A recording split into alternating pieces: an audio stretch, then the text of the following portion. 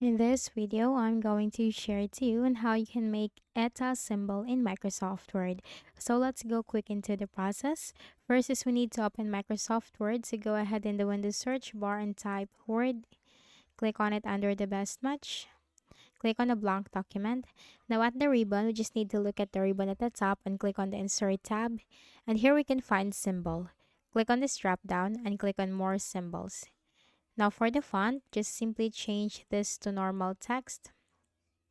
And for the subset, click on this drop down and then you have to scroll down and look for Greek and Coptic. Okay?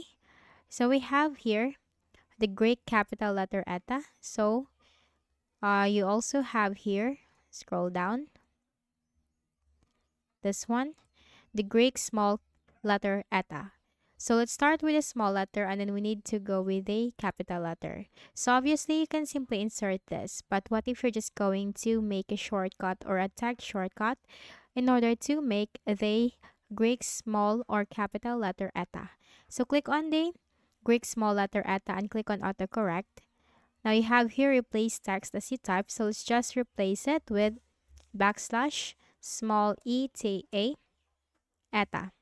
Okay, make sure it's something that you can easily remember. If you're not going to do the same text, then you just need to click on add and then click on OK.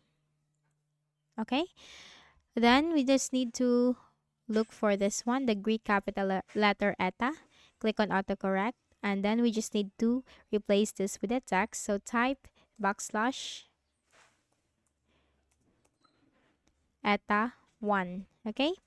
So for the small letter eta, it's eta only. For the capital letter eta, it's eta 1. And click on add. Then click on OK. And then close this. Now let's try. Okay. So let's type backslash eta, hit enter. That's it.